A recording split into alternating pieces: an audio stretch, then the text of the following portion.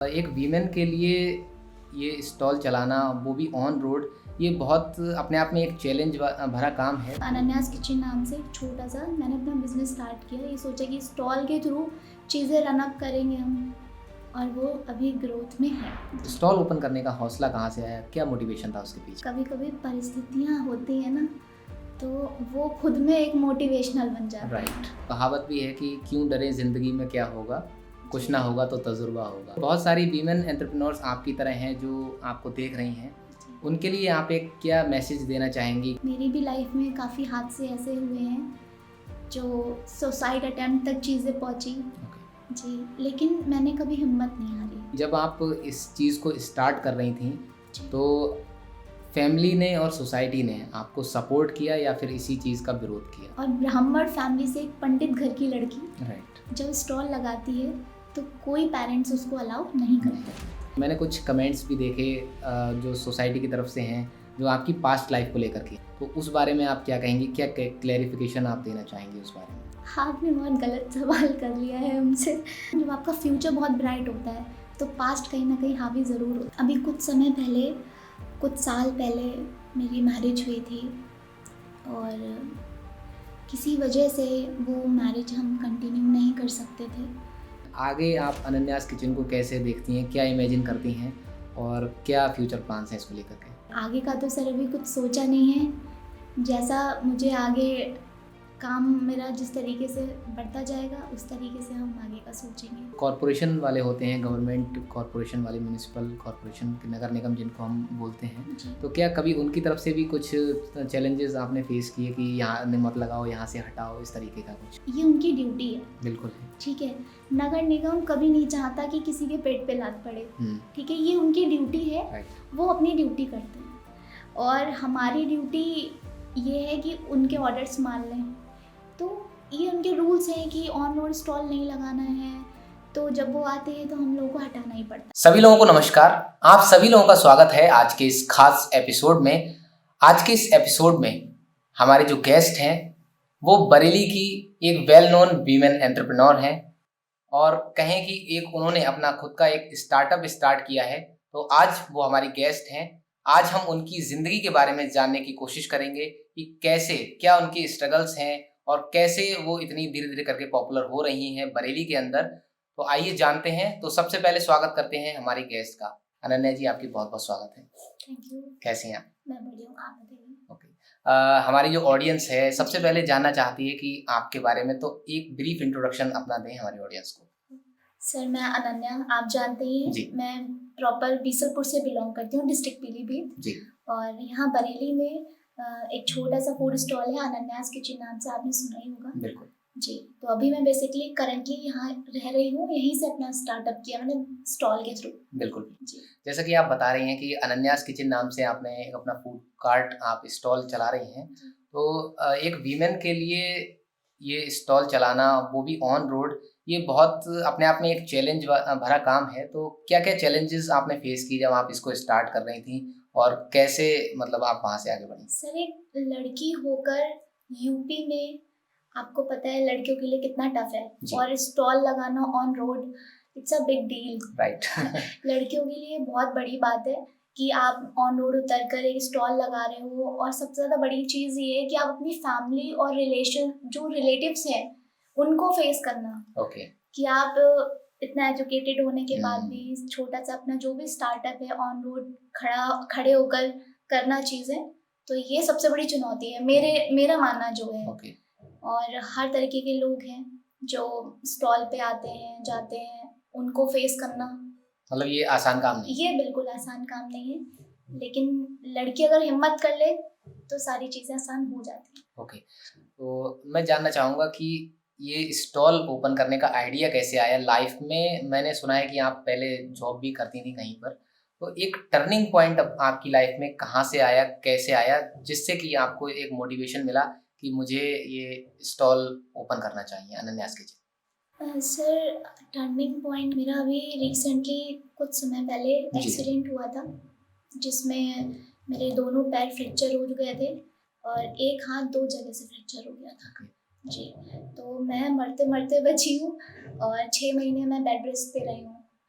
मैंने daily up down किया घर से बरेली, यानी कि बीसलपुर से बरेली मैं डेली अप डाउन करती थी ऑन बाय स्कूटी। तो वो मेरे लिए बहुत टफ था जॉब करना। 20-22 हज़ार रुपये में कुछ नहीं होता। उसके बाद मैंने ये सोचा जब मैं बेड रेस्ट पे थी कि 20-22 हज़ार में मैं फैमिली को सपोर्ट फाइनेंशियली नहीं कर पाऊँगी, बिकॉज ऑफ मैं बहुत ही मिडिल क्लास फैमिली से बिलोंग करती हूँ। मेरे मदर फादर दोनों टीचर हैं, प्राइवेट टीचर हैं, और फादर को भी अभी पैरालिसिस का माइनर अटैक था। तो उन्होंने अभी उनका जॉब वगैरह हम लोगों ने छुड़वा दिया, तो अभी वो भी घर पे ही है। तो सारी चीज़ें अर्निंग सोर्स मेरी मदर ही थी।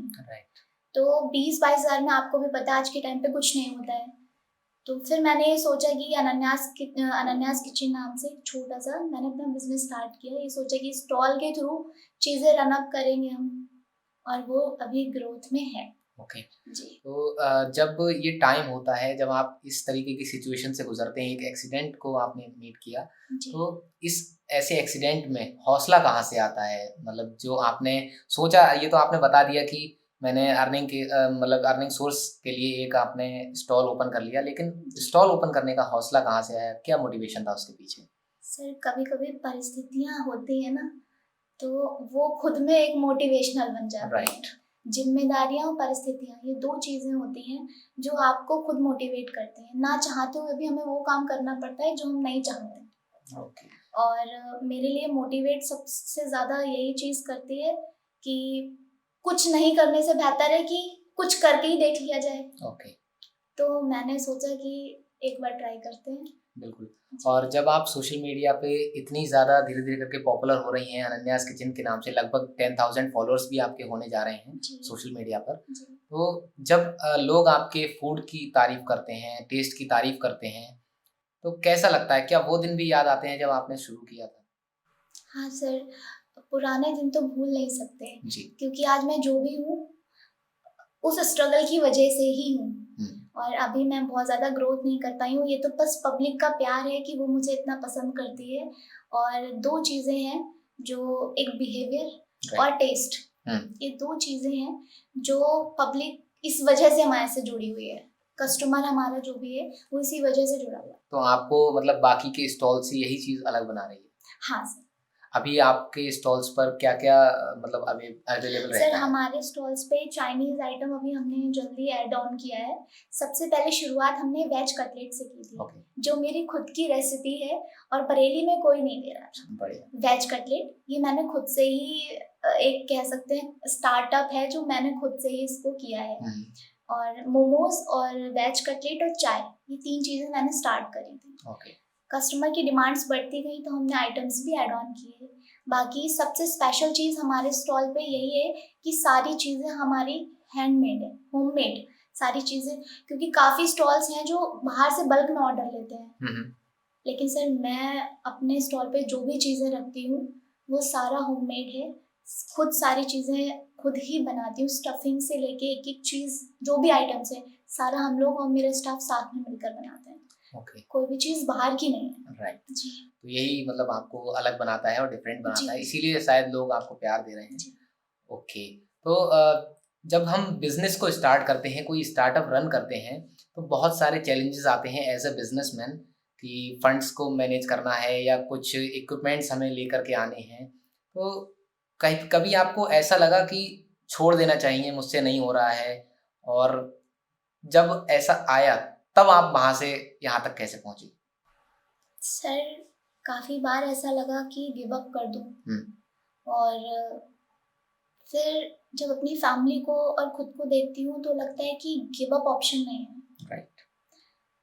दो फेज हैं, या तो आप गिव अप कर दो या आप रीस्टार्ट कर दो। और जब गिव अप करना ही था तो एक बार रीस्टार्ट करके देख लेते हैं। बिल्कुल।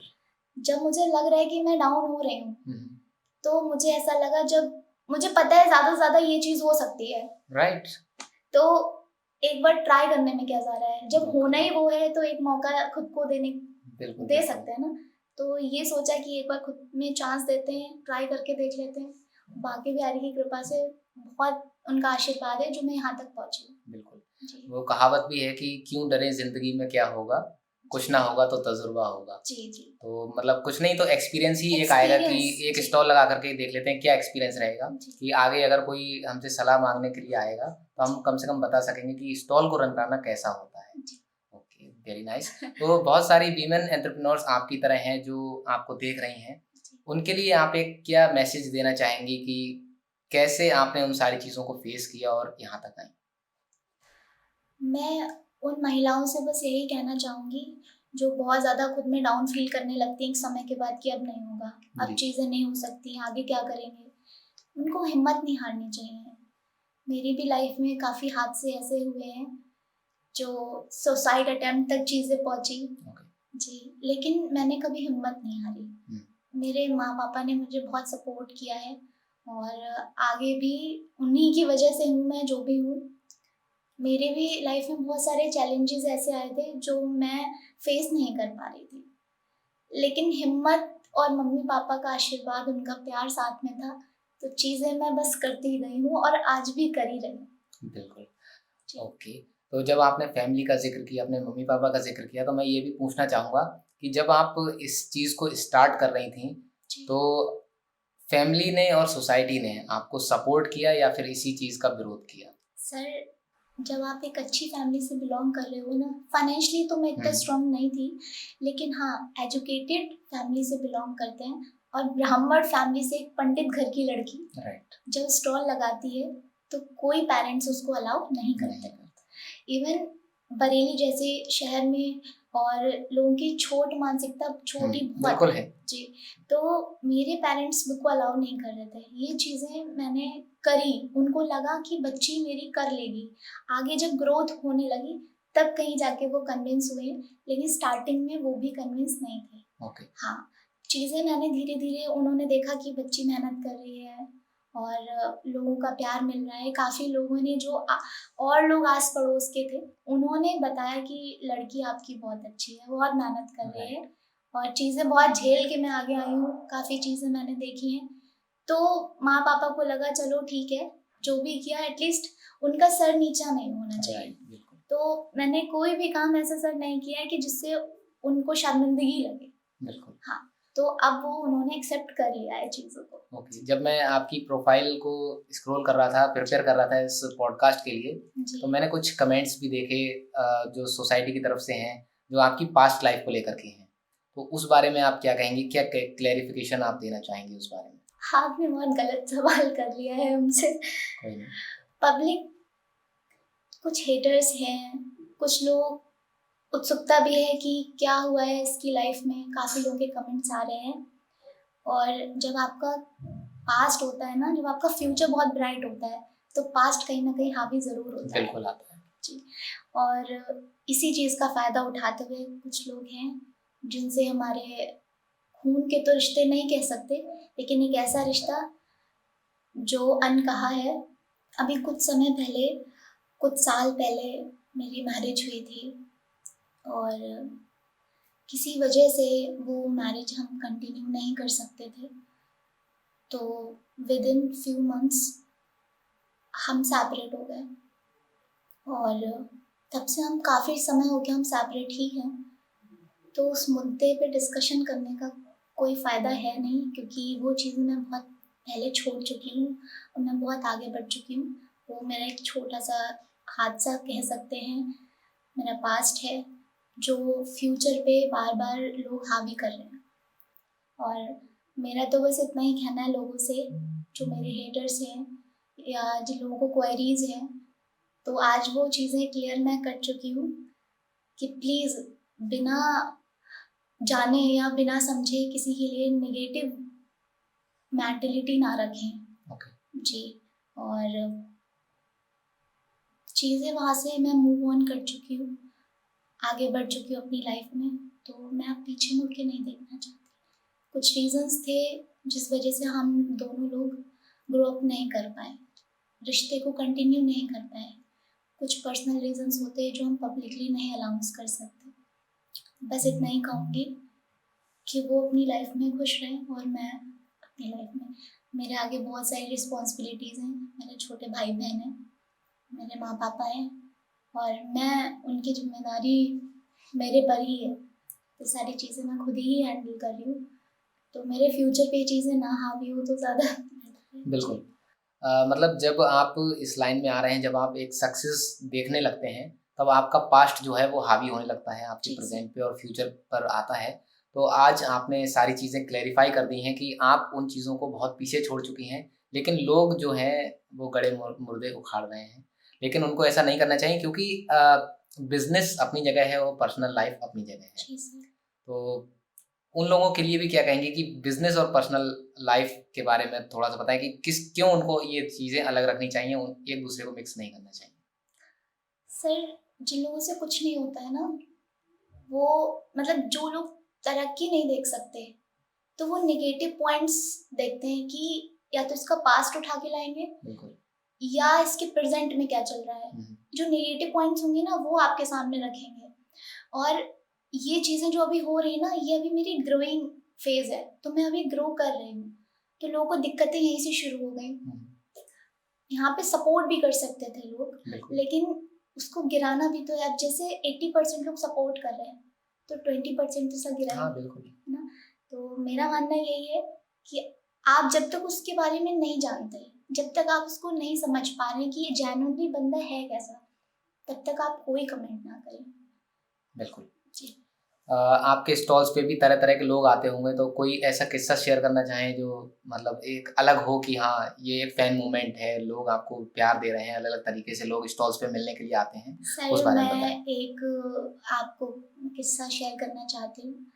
एक मैडम है, इंस्टा पे हमारी फैन ही है और वो फीमेल है। वो मुझसे बहुत प्यार करती हैं। मैं एक्चुअली उनकी फैमिली जो है वो बिल्कुल सपोर्ट नहीं करती कि आप सोशल मीडिया पे कहीं पे रन करें। जी, मैं उनका नाम लेना चाहती हूँ, सीमा जी। ओके। जी, तो उन्होंने मुझे बहुत प्यार दिया है। अभी न्यू ईयर पे उन्होंने मेरे लिए बहुत सारे गिफ्ट्स भेजे और बहुत इमोशनल हैं, मुझसे जुड़ी हुई हैं, बहुत मानती हैं और एज़ अ फैन के रूप में उन्होंने मुझे इतना प्यार दिया है कि मुझे नहीं लगता मैं डिज़र्व भी करती हूँ सर इतना। राइट, इतने गिफ्ट्स आना, काफ़ी लोग हैं मुझे बुके, चॉकलेट्स, की रिंग्स, बहुत सारे लोग मुझे गिफ्ट्स देते हैं और ये उनका प्रेम है। मुझे तो कभी-कभी फ़ील आने लगता है कि क्या मैं सच में ये सब डिज़र्व करती भी हूँ? हुँ, लेकिन कहीं न कहीं आपका बिहेवियर और सामने वाला जब अच्छा हो ना, तो वो अच्छा ही लगने लगता है। बिल्कुल। जी, तो मेरे जितने भी कस्टमर्स हैं, जो रेगुलर कस्टमर्स हैं, वो बहुत अच्छे हैं और बहुत सपोर्टिव है। अगर मैं आज यहाँ हूँ, तो मेरी फैमिली और मेरे इंस्टा फैमिली और कुछ वेल विशर्स हैं, जिनका नाम तो मैं नहीं ले सकती, लेकिन आज मैं उन्हीं की वजह से हूँ। मैं खुद की वजह से कुछ नहीं हूँ। बिल्कुल। जी। जो आप क्रेडिट दे रही हैं, मतलब कुछ लोगों का ये भी कहना है कि कुछ लोगों की वजह से आप उनकी सपोर्ट से आप पॉपुलर हुई हैं, और आपका हाँ, कहना है कि मैं मतलब अपने टेस्ट की वजह से, अपने बिहेवियर की वजह से और जी। लोगों की सपोर्ट से हाँ हुई हूँ। सर, काफ़ी चीज़ें जी, मुझे सुनने में भी आई थी कि मैंने वीडियो बना के डाला है, इसलिए अनन्या वायरल हुई है। लेकिन सर, वीडियो बना के डालना और आप वायरल 1 या 2 दिन के लिए हो सकते हो, राइट। ठीक है? आप अगर सुंदर हो, तो कस्टमर 2 दिन आ सकता है आपके पास, 3 दिन आएगा। हुँ, हुँ, कस्टमर डेली नहीं आ सकता। आपका कहीं न कहीं व्यवहार, बिहेवियर और टेस्ट 2 चीज़ें ज़रूर मैटर करती हैं। राइट। तो मेरा मानना ये है, मेरे पास कस्टमर एज़ अ बिहेवियर और टेस्ट की वजह से ही आता है। तो आप क्रेडिट अपनी सक्सेस का किसको देना चाहेंगे? सर, कान्हा जी को बिल्कुल, ईश्वर की वजह से ही ये राइट। सब है और उन्हीं की वजह से आज हम आपके सामने भी बैठे हुए हैं। ये सौभाग्य मुझे प्राप्त हुआ है कि मैं आपसे बात कर पा रही हूँ। मेरा भी सौभाग्य है कि मैं एक ऐसी मोटिवेशनल स्टोरी आपकी जानने के लिए यहाँ पर बैठा हूँ। अब आपके इस फूड कार्ट की बात करते हैं। आगे आप अनन्यास किचन को कैसे देखती हैं? क्या इमेजिन करती हैं? और क्या फ्यूचर प्लान्स हैं इसको लेकर के? सर, अभी तो मेरा ग्रोइंग फ़ेज़ ही चल रहा है जी, और लेकिन हाँ, पहले से काफ़ी बेहतर है। राइट। जो मैंने स्टार्टिंग फ़ेज़ था, एक स्टॉल जिस पे मैं कटलेट्स और मोमोज़ और चाय का ही कर रही थी। अब राधा रानी की वजह से 2 स्टॉल हो गए हैं और काफ़ी रन कर रहा है। लोग पसंद कर रहे हैं चीज़ों को, आइटम्स मैंने ऐड करी है, तो पहले से काफ़ी बेहतर है और आगे का तो सर अभी कुछ सोचा नहीं है। जैसा मुझे आगे काम मेरा जिस तरीके से बढ़ता जाएगा उस तरीके से हम आगे का सोचेंगे। बिल्कुल जी। क्या कुछ लोग ऐसा भी बोलते हैं कि मतलब आपने जो फूड कार्ट ओपन किया है वो कॉपी किया है, या ऐसा होता है कि आपके ओपन करने के बाद कुछ कॉपी करके हो गया है? हाँ सर, मेरी लाइफ में एक किस्सा हुआ। जी। मैंने अपनी स्टॉल स्टार्ट किया था, तो मैं कह सकती हूँ मेरी फ्रेंड ही थी जिनको मैंने अपने साथ रखा था।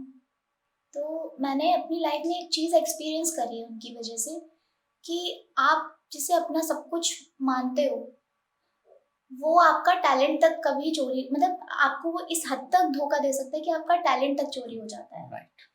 मैंने स्टार्ट किया था, मैं एक्चुअली ब्लाइंड बिलीवर हूँ, मेरे को अंधा भरोसा हो जाता है। ओके। मैं बहुत जल्दी ट्रस्ट कर लेती हूँ इंसान पे, जिस वजह से आज मैं यहाँ पर हूँ। मुझे लाइफ में धोखे बहुत मिले। राइट। धोखे मैंने खा खा के यहाँ तक आई हूँ। लोग कहते हैं कि बादाम खाने से अकल आती है, लेकिन मुझे धोखे खाने से अकल आई है। और ये धोखे अगर नहीं मिलते, जो हेटर्स है ना, उनके लिए भी बहुत थैंक यू, कि अगर वो मुझे हेट नहीं करते तो मेरे में जज्बा नहीं आता कुछ करने का। तो कहीं ना कहीं मुझे वो धोखे मिले हैं, तो वो मेरी मोटिवेशनल चीज़ें हैं कि मैं खुद को मोटिवेट कर पाई हूँ कि हाँ मुझे करना है, और any how any cost any condition करना है। मैंने 3 साल जॉब किया था सर बैंक में जी। मेरी ग्रेजुएशन BBA मैंने कंप्लीट किया है फ्रॉम लोटस इंस्टीट्यूट बरेली से, और 3 साल मैंने बैंकिंग सेक्टर में किया है। कॉलेज में भी पढ़ाया मैंने, राजश्री इन्वर्टिस, यहाँ मैं एज ए हेड काउंसलर मैंने जॉब की है। और इससे पहले मैंने बजाज फिनसर्व में जॉब की है एज ए सेल्स मैनेजर की पोस्ट पे। तो मेरा मास्टर्स कंप्लीट नहीं हो पाया था, फाइनेंशियली प्रॉब्लम थी घर पे जिस वजह से। तो मैंने जब स्टॉल ओपन अपना किया तो मुझे लग रहा था कि मैं एजुकेटेड होने के बाद भी अगर रोड पर खड़ी होकर ये चीज़ें सेल कर रही हूँ तो इससे ज़्यादा शर्मिंदगी क्या होती है। लेकिन मैं वो भी पी गई। मुझे लगा कि अगर मैंने आज ये चीज़ पी ली तो आगे मुझे इससे बहुत कुछ अच्छा मिलने वाला है, जिस वजह से मैं आज यहाँ हूँ। तो बस एक वही चीज़ है जो मैंने फेस करी है अपनी लाइफ में। पेरेंट्स के लिए भी बहुत लोगों ने बोला कि कैसे लड़की को से ठेला लगवा रहे हो, क्योंकि हमारी लैंग्वेज में वो स्टॉल है, लोगों की लैंग्वेज में वो मतलब स्टॉल नहीं ठेला है। तो पेरेंट्स को भी बहुत सारे नेगेटिव पॉइंट्स आए जो उन्होंने सुने, मुझे भी बुरा लगा, लेकिन मैंने हिम्मत नहीं हारी। मुझे लगा कि करना है, आज अब जब फेस कर ही ली है चीज़ें तो अब आगे देख लेंगे क्या है। जी। अगर हम बिजनेस लाइन में देखें तो जो मोची होता है कॉबलर, तो देखा जाता है कि उसका काम बहुत गंदा है, छोटा काम है, लेकिन देखा जाए जूते बनाने का और पहनाने का काम है। और अगर हम इंडस्ट्री में आ जाते हैं, बिजनेस इंडस्ट्री में, तो बाटा नाम आपने सुना होगा। अब ये देखा जाए तो काम से तो वो भी मोची है, तो इज्जत उनको क्यों मिल रही है? क्योंकि उनका बिजनेस चल रहा है, एक ब्रांड बन गया है। बिल्कुल एक ब्रांड बन गया है। तो काम तो छोटा बड़ा नहीं होता, बिल्कुल नाम बनाने में भी टाइम लगता है। स्टार्टिंग में लोगों ने उनको भी कोसा होगा कि क्या जूते चप्पल का काम करने आ गए, क्योंकि वो उस कम्युनिटी से तो है नहीं जिस कम्युनिटी का वो काम है, लेकिन उन्होंने स्टार्ट किया। अब मैं आपसे एक क्वेश्चन पुट अप करना चाहता हूँ। लाइफ में कुछ शुरू तो करना था अर्निंग सोर्स के लिए, आपने एक स्टॉल ही क्यों चूज किया? दोबारा जॉब क्यों नहीं चूज की? सर मुझे सबसे ज़्यादा टफ पड़ रहा था टारगेट्स कंप्लीट करना। वो 22,000 रुपये में मेरा 4,000 का पेट्रोल चला जाता था, हाथ में इन हैंड आता था 18, और उसमें भी टारगेट सुबह कड़कती ठंड में कोहरे में मैं बीसलपुर से बरेली आ रही हूँ 50-55 किलोमीटर स्कूटी ड्राइव करके, और ये मेरे लिए बहुत टफ था, जिसमें मुझे 14-15,000 रुपये बचते थे। ये फेस करते करते 2-3 बार ऐसा हुआ कि हादसे होते गए, जिसमें मेरा एक्सीडेंट हो गया, आपको मैं बता ही चुकी हूँ। एक्सीडेंट के बाद मुझे लग रहा था कि मैं अपनी ज़िंदगी के साथ खेल रही हूँ, इतने दूर से आना जाना।